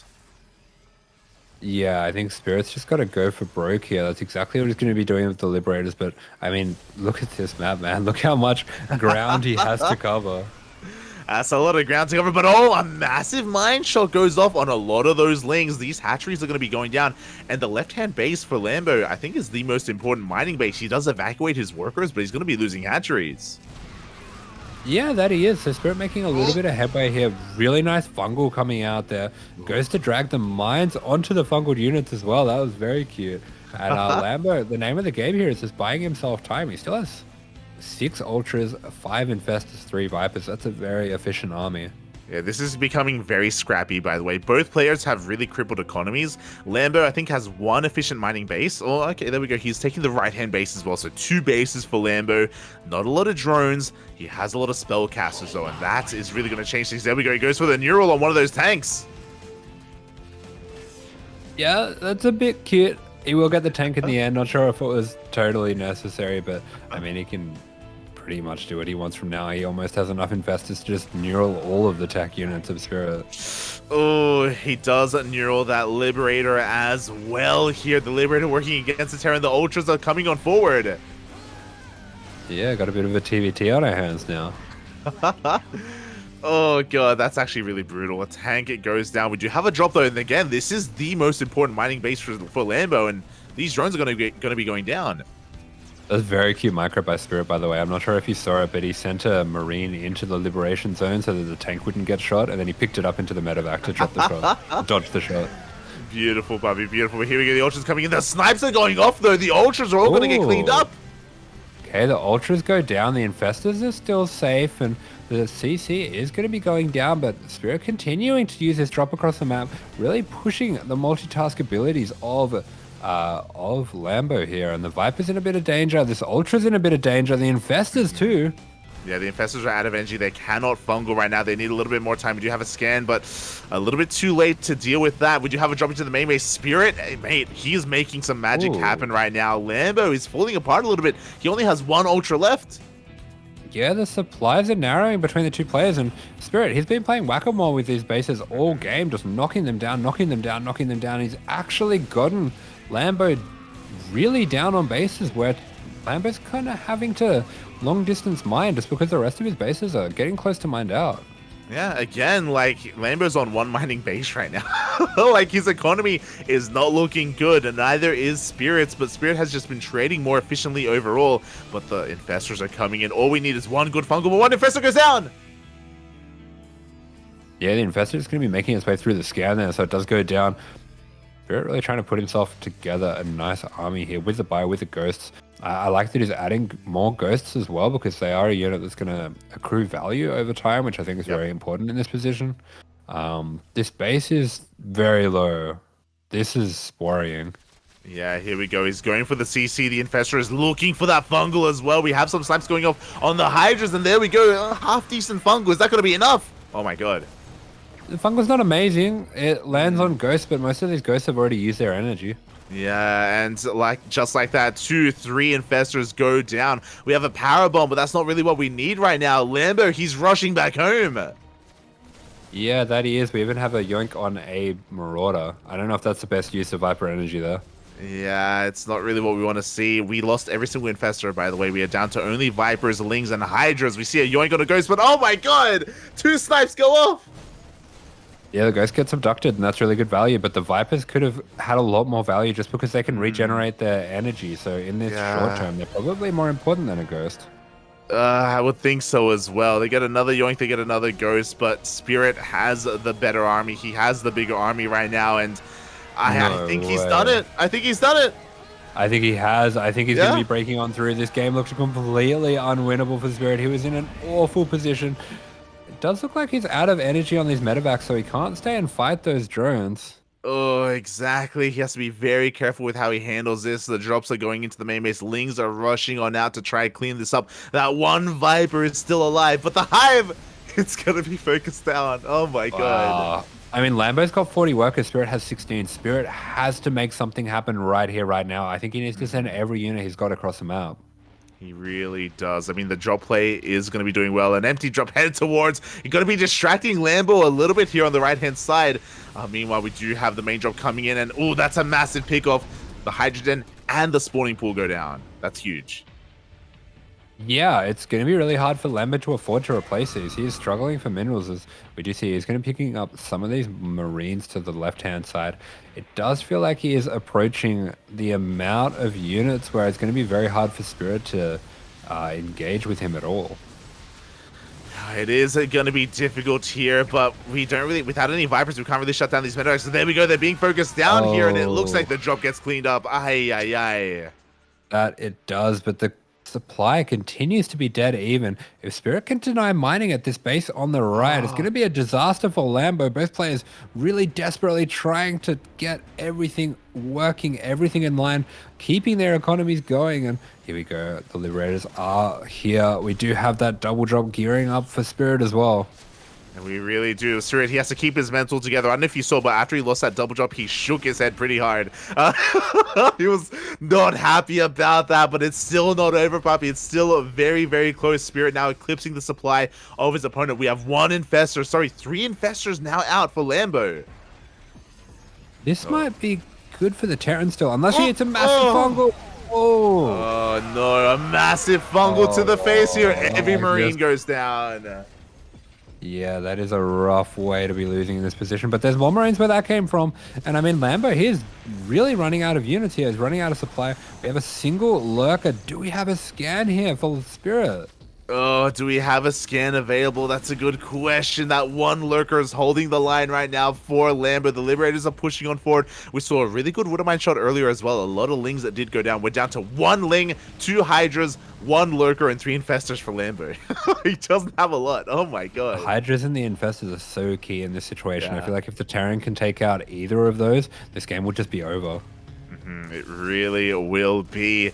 The infestors waiting for their moment to fungal. We do see that Spore moving forward does reveal those Widow Mines. Yeah, so we're just going to be having a dance back and forth between these two players. As the Terran here, you got to be a little bit worried about what if your opponent's setting up a corner bases. We do have this Liberator turning on its friends. Looks like they will be able to... Okay, yep, Lambo does take it out too. Yeah, Liberator goes down. Lambo's been making nothing but infestors, by the way. 8 infestors now out for Lambo. He did rebuild that spawning pool as well, so we have 21 Lings. I don't think he rebuilt the Hydrogen. I think these are Hydras that he had from earlier, so he's just making Ling infestors to support his army. Yeah, the Infestor makes a lot of sense. Very high value units. He has to be careful though. If they get EMP'd, this game could just be over on the spot. He does have this sneaky Infestor towards the back. Yeah. This could be really nasty. Oh, and he goes for the EMP. I don't know if that was necessarily the move to go for here.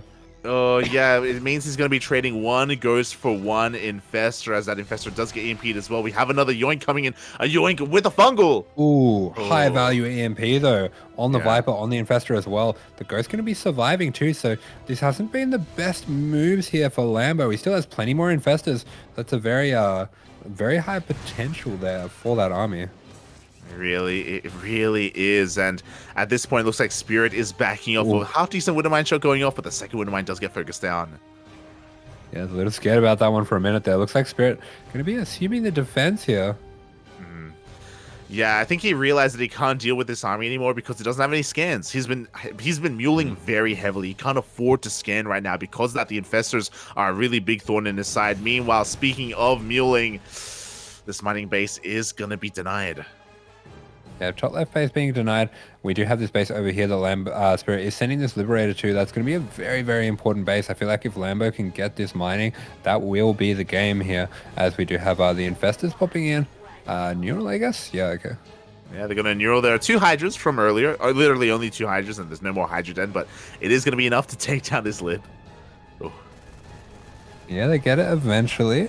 Meanwhile, Spirit starting to work his way out onto the map. These turrets are going to be very helpful as he slow pushes. Yeah, he's slow pushing with turrets and bunkers. This gold base is going to be insane as well if he's able to get this mining. The gold base is going to be a little bit vulnerable though, because I believe we can we fungal from the low grounds? It's possible. I'm not too sure. I don't think so. I think there's too much terrain there. Okay. Oh boy, the Lings go for another massive counterattack as well. That's a lot of Lings now accumulated by Lambo. Yeah, that it is. As both players have just gone back into the triple figure supplies here, and looks like they're going to just be playing it out from here. This is a map where you can just kind of restart, and there's still plenty of resources. Yeah, we're resetting right now. We're just muling as heavily as possible on that gold base. Spirit hasn't been finding the most success with his Liberator harass. Some drop play would be nice, but again, those infestors are really threatening. One wrong move and we get a fungal or we get a neural. Yeah, absolutely. And I mean, these gold bases, while they might not be as exposed from the ground, they are... Okay, he's going to go for it. Yeah, you can. Oh, God. That's brutal. Oh, they're all going down. Yeah. 12 work is going down. The mules expire as well. And that is the end of mining over there. We have a little bit of an EMP, but we're going to need a lot more there as Spirit. He is in a little bit of trouble now. He does have a really nice army, but he has to take his time because of the infestors. Yeah, and it's so unfortunate that there's creep there on the low ground and Lambo has control of that area. Mining from that gold base is going to be nigh impossible for Spirit. Yeah, absolutely, but he has to try. We do see the scan going down. Picks out the infestor as well, so he might be able to chase that down, but no, the infestor just a bit too fast. Lambo with infestors burrowed each and every way of this map, and that's going to be very difficult for Spirit to keep track of.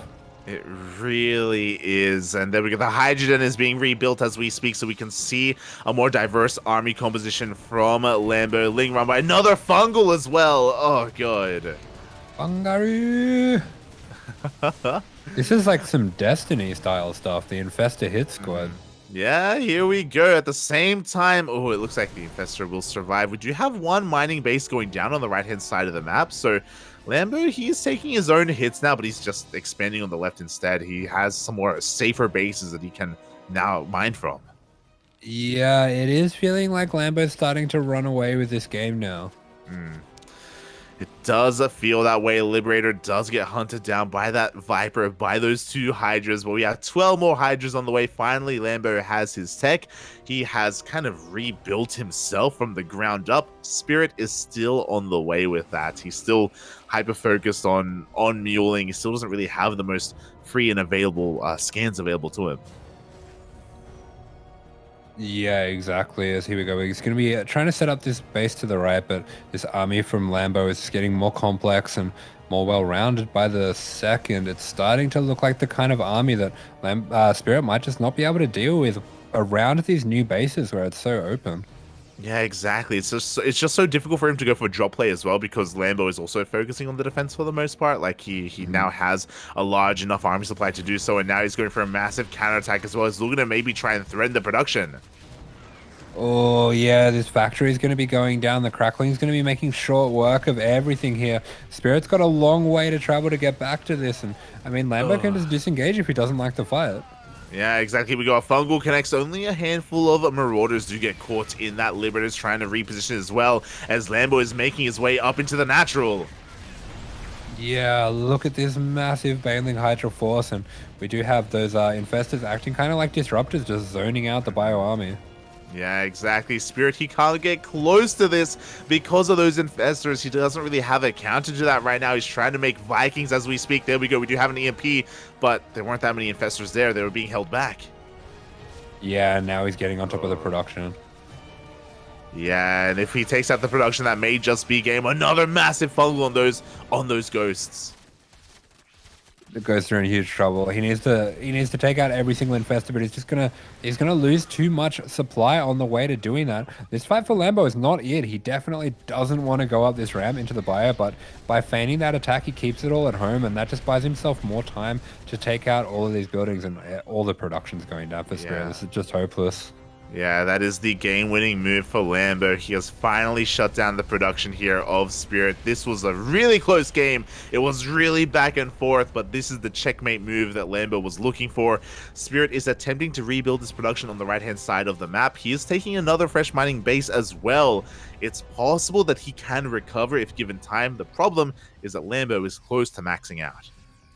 Hey, it's possible that he's coping. Mate, Terran Copium can be pretty strong, but here we go. Lambo is diving on in. The tanks do siege up, but not quite in time, and the Lings are just diving on in. Yeah, the Lings getting on top of everything. Lambo going for this last kill move here. We have a huge spread going on back. EMP's going down on the infestors as well, but it looks like the Lingbane Hydra, it's going to be enough. Lambo is finally going to finish off a Spirit here. GG gets called, and Lambo will barely take game number 2, but it was a hard-fought victory there. Things looking dire. Well, initially, things looking really impressive for Spirit. He was all over the map, pulling Lambo apart. Then things stabilized, and suddenly it was Lambo who was pulling apart the fringe bases of Spirit, and then things got real chaotic. Spirit utilizing the features of the map, how large it is, to go for all these counterattacks, all this drop play, and we reset the game. It was crazy, mate. It was crazy. Yeah, that was one hell of a game here, and now it is going to be on Cham. He has to get a 2-0 here for Starlight Twinkle to stay in this set, and against one of the best Zergs, the best Zerg in NA, it's going to be tough. It is going to be tough, mate. It is going to be tough, but Scarlett does hold that mantle, being the best Zerg player in Canada and America. But is she the best Zerg player in the Americas region? That's the question, because the region is now merged, and Cham has been looking pretty damn good. On top of that, look at that new photo as well. I don't know if you noticed, but Cham, he's been getting a little bit swole. Look at that. Oh. It doesn't look right. It looks like they've kind of played with the lighting a little bit. A little bit. It's like a Michelin, man. Oh my god, it's beautiful, Bobby. Here we go. The ZVZ is going to be upon us next. Cham versus Scarlett. You alluded to it. The last time they faced in WTL, Cham 2-0'd Scarlett, but that was quite some time ago. And now Scarlett is going to have her chance at revenge. Oh, time for revenge. I love it. What'd you cheek? There you go. You love to see it, mate. You love to see it. And I feel like this is going to be maybe a little bit telling. For those who maybe aren't too aware, ESL Masters have kind of shifted around their regions, and they've merged a bunch of regions. And now North America and Latin America are now one. They are the Americas for the future ESL Master events in this year.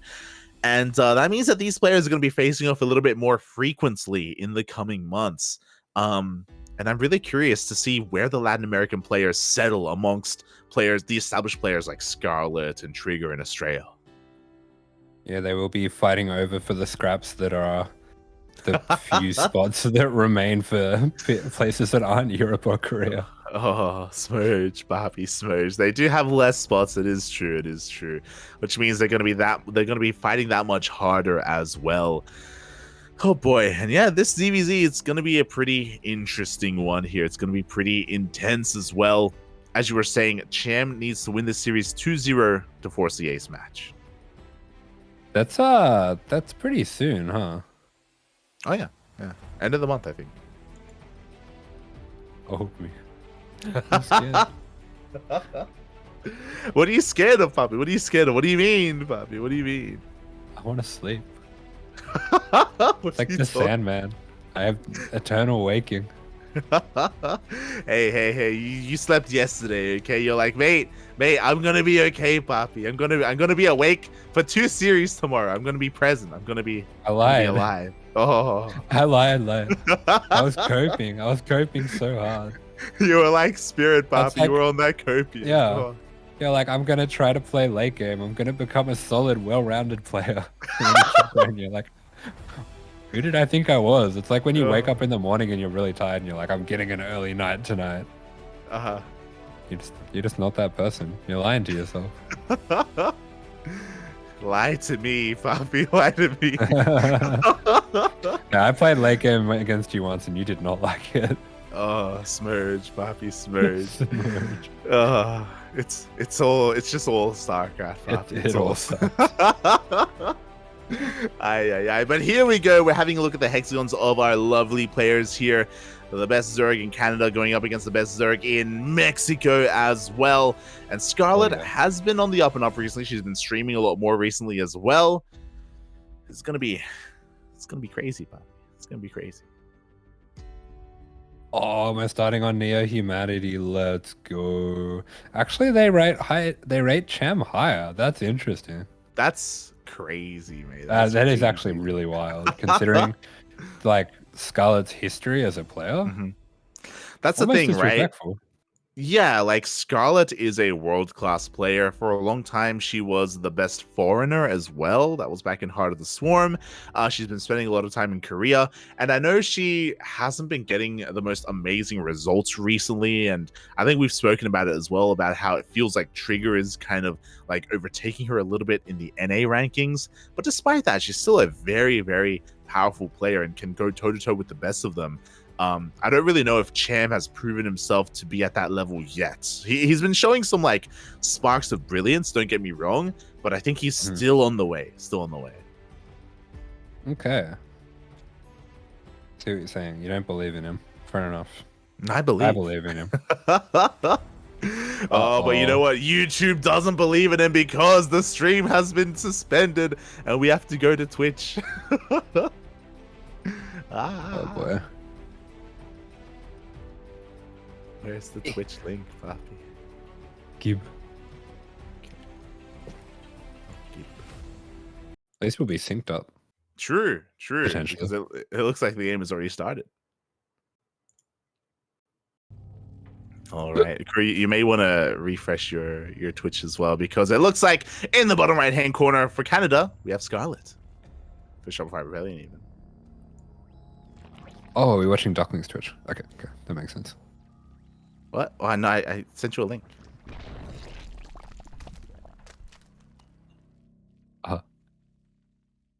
Okay. I'm here. Okay. We're together at last. What time are you at here? I just hit 1 minute. Yeah, me too. You there as well? Okay. I'm in between you two, so we'll be all right. Okay, here we go. Cham spawning up in the top left here. For Starlight Twinkle, he is the Mexican Zerg. Beautiful. And it looks like all around we have hatch gas pools from both players. You love to see it for both Scarlett and Cham. So nothing too crazy to begin with here. Also, something that I'm not used to seeing, but Scarlett's room is illuminated, so we're not smudging. Let's go. Can't be her room, no way. Look, she can't handle the light. She looks grumpy. She's like, what are these lights blasting in my 10-meter radius? It's not natural, Poppy. Ay. Oh, God. Well, we'll see if that helps or if it hurts her here in this game, as we are just getting into things here. We're just going to be droning for the time being. It looks like Scarlett's actually opener was a little bit faster than Cham's. Again, we did spawn in a little bit later, so I'm not entirely sure what the differences were. It looks like Cham has slightly more gas. Scarlett had a slightly faster hatch. South American internet. Yeah, it's like hatch just didn't load in as fast. Smudge, Poppy, smudge. No, it's really cool. Cham maybe 2 days ago messaged me and because he was showing off a little. Oh my god! Never mind. He was showing off. He's been 3D printing StarCraft models. He's been making his own stuff. Oh, sick! Which is really cool. Yeah, he made a Widowmine. Oh no! think that's illegal.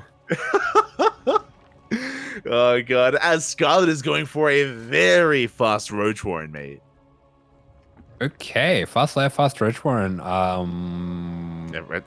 what I meant to Nidus? say. Yeah. I mean, we'll see Is how this this all in comes. CBZ? What? Like Nidus? a Roach Queen Nidus? Oh yeah. Oh, okay. I thought it was normally a Ling Nidus in CBZ. Yeah, Roach Nices can work as well, but I believe this is going to be for Roach Speed. We'll see how this all comes together here as +1 range does begin. We only have 2 gases for Scarlett. I think a 3rd gas may be on the way as well. The Roach is being pushed out of the attack path. Got him. We do have a Ling Scout. We have the bluff wall going on here. I love it. I think that's still not a wall. Even with the queen there. It's fine. Don't worry about it, Poppy. Don't worry about it. But the wall, is now a wall. We do have that Roach Speed. I don't think it is. I don't think that queen on the left blocks. It's okay. We're getting another Evo chamber. It's fine. Don't worry about it. Maybe now it blocks. Oh god, but yeah, we are going to be seeing a bit of a 2-base all in here from Scarlett. She's cutting workers quite early on as well. Meanwhile, Cham, upon seeing this, is actually going for +1 melee.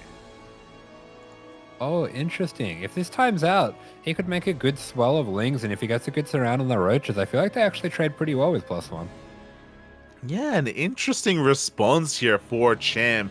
Obviously, he's going to have weaker Roaches overall, and he's not going to even have Roach Speed, but this is confirmed as the Lings go for a scout. They do see the buildings researching back across the map, but the Queens are even waddling across that as well. We have a creep highway. Ooh, okay. I really like this. So she's going to be getting those Queens across as fast as possible, even clearing out the Overlords. And here we go, the attack.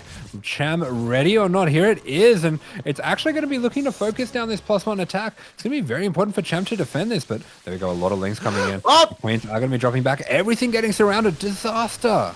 Wow, the Lings come in from behind of the Queens. They get caught off creep. They cannot transfuse. Cham is completely shutting this down. Yeah, this has been an incredibly one-sided attack so far. Cham just completely dominating in the defense here. Wow, that was even without +1 melee, by the way. +1 melee finishes up after the fight ends, and we have 26 more Lings on the way here. Cham is going to be committed with this push. I love that he's even using the Scarlett's creep. Yeah. It's like rain down on me. Oh my god.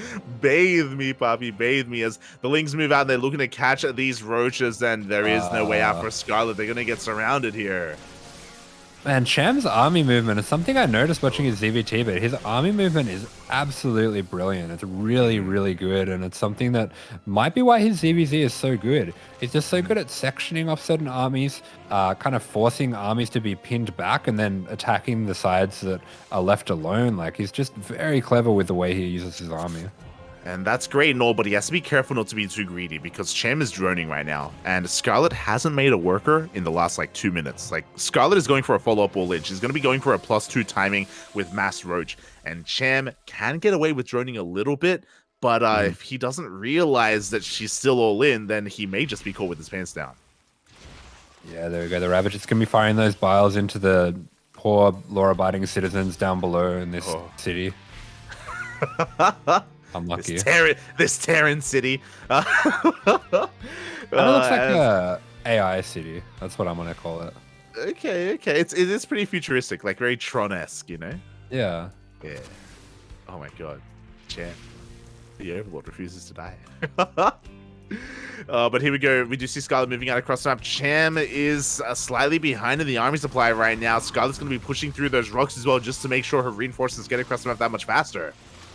Yeah, we have the rocks broken through the center and then the rocks here for that push path. This is something that we do see Zergs going for a lot in all matchups just to set up these pushes. And Scarlett is going to have a very quick reinforced pass to that third now. Yeah, that she is. Meanwhile, Cham is getting set up on the right-hand side with all of his things. They are spotted by the Overlords of Scarlett. She still has not droned, by the way. She's still making nothing but roaches. Yeah, Cham's army looking a little small here. It's going to take a very good fight, but a very good fight is exactly what he's going to get. The Lings wrapping around to trap all the army in place. ByuN's going to be going down, actually taking out a lot of his own Lings, but this looks like a pretty good fight. Unfortunately, all the Lings go down. Scarlett charging through, +2 finishes now. Yeah, +2 finishes just in time for this fight. The boys have to be pulled again. Cham caught droning maybe a little bit too much. The Biles connect, and it looks like Scarlett is breaking through. Wow, she had one timing and she found it and she took that with both hands and she will be overwhelming Cham here. I really didn't think she had a chance here, but she picks the perfect moment to attack. Yeah, exactly. Again, Cham just wasn't quite ready for it. GG gets called and Scarlett takes game 1. Oh, yeah, kind of a bit of a smile, bit of a laugh there because she knows she kind of stole that one at the end there. Yeah, I mean, mate, that's one of those things. In ZVZ, sometimes when you drone, you die.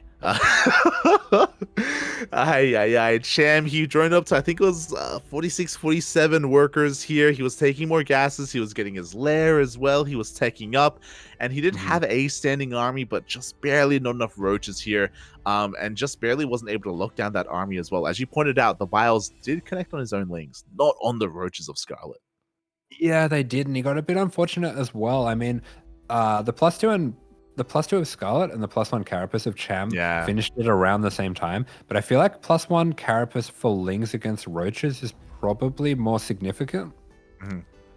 Yeah, I think so as well. And they finished at around the same time, but I'm pretty sure +1 Carapace finished after the Lings all died.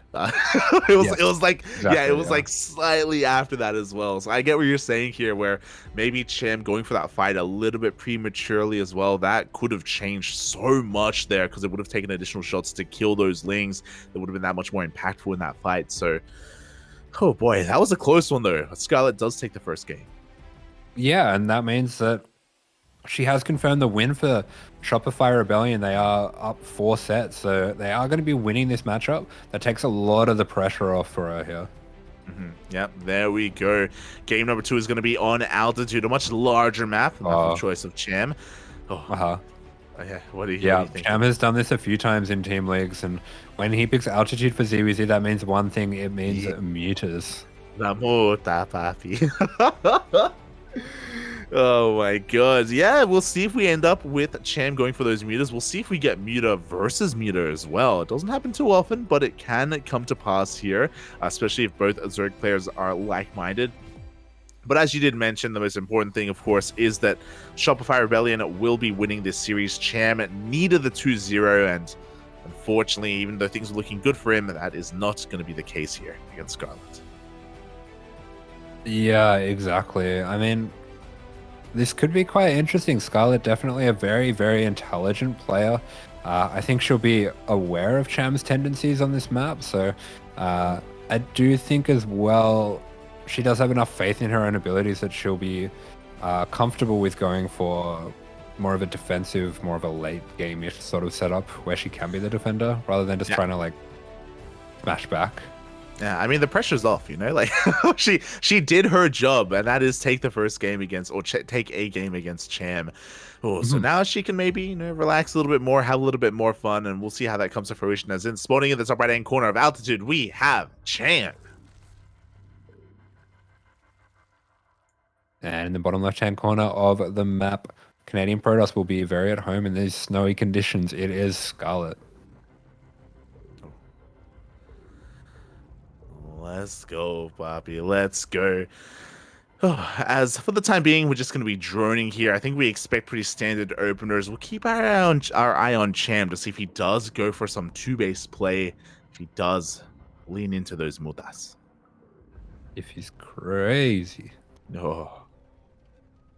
Would you be a muta player if you played Zerg?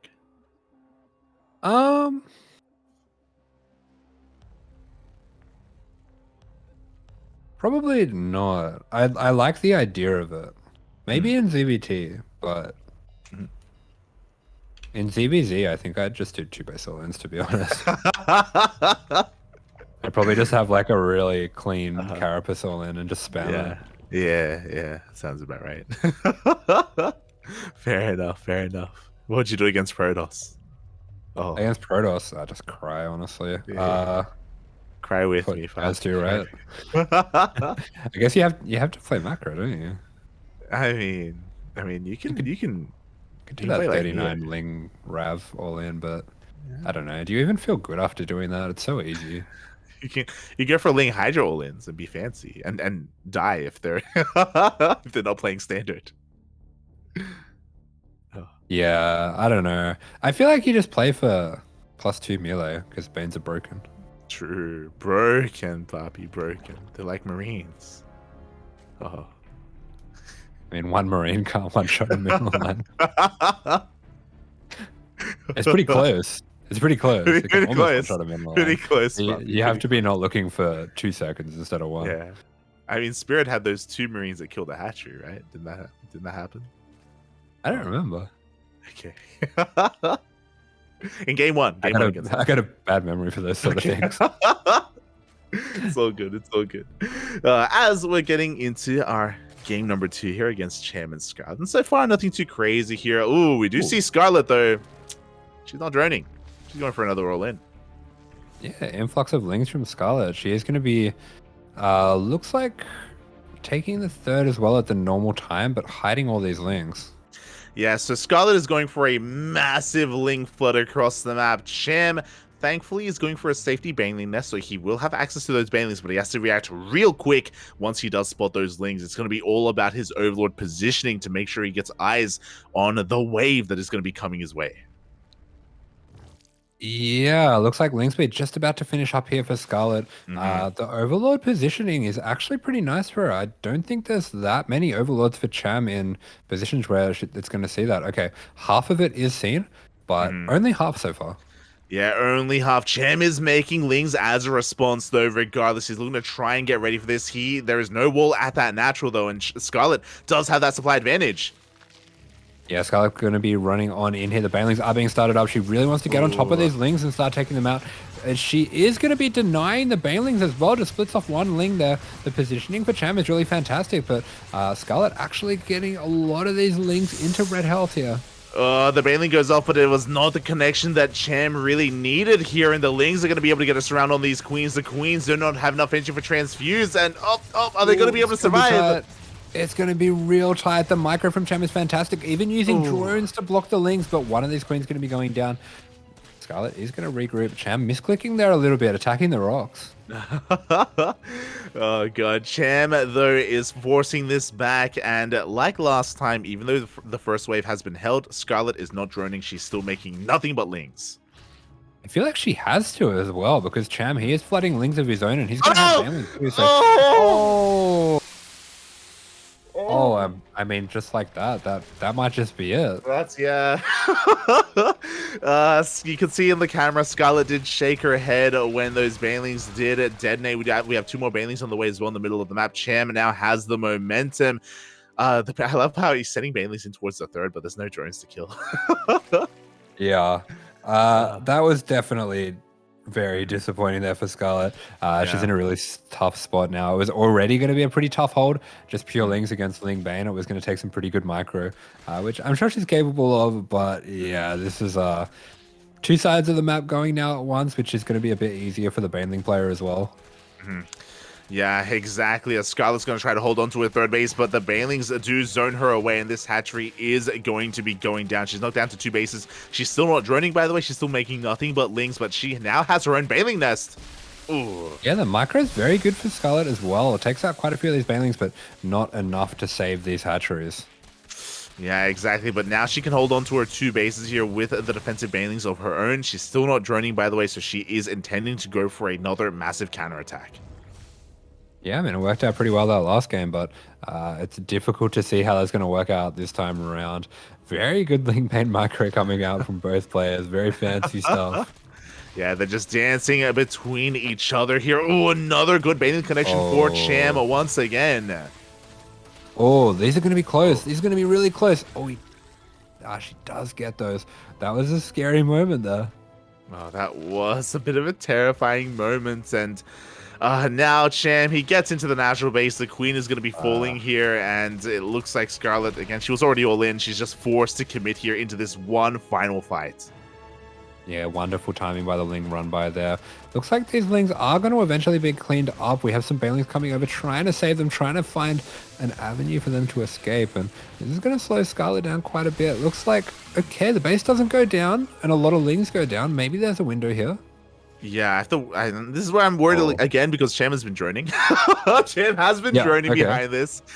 So he doesn't have the biggest army that he otherwise could have, and Scarlett does have an opportunity with her own Banelings as she's going across the map. Yeah, I mean, this is the last shot here. We're having Cham as well, sending a run by of Lings just to confirm the win here. Again. The Banelings, they connect in favor of Cham one too many times, and he will take game number 2, but unfortunately did not take game number 1. And Cham, at least he fights back, but Shopify Rebellion will take the series. GG's all around. Very competitive matchup here, but ByuN with that 2-0 over ReWhite does secure things for his team. Yeah, there you go. That 2-0 was very crucial here, and this is kind of what we expected out of Starlight Twinkle in a way. Like Spirit and Cham, they can go toe-to-toe with the best of them, but they need some support as well. And to be fair, anyone against ByuN, it is going to be a tough match. Yeah, 100%. I mean, ByuN's one of the star players of this team league. He really is. And with that, we have our first series wrapped up. We do have Shopify Rebellion taking the 4-2 over SLT. Meanwhile, we're going to be going on a short break. When we return, Team Liquid versus Onside Gaming. All right.